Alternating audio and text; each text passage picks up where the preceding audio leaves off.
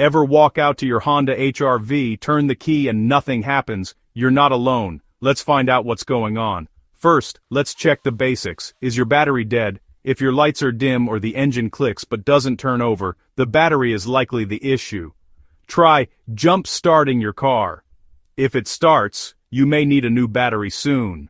Next, make sure your gear is in park or neutral.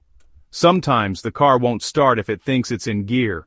Also, check that your foot is firmly on the brake when you try to start the engine. If you hear nothing, no sound at all, it could be a problem with the starter or a blown fuse. Fuses are usually found under the hood or near the pedals. Look for any that look burnt or broken.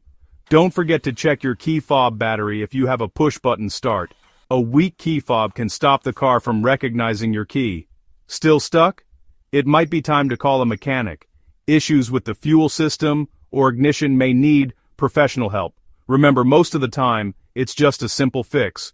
With these tips, you'll know what to check first the next time your Honda HR-V won't start. Stay safe, and good luck.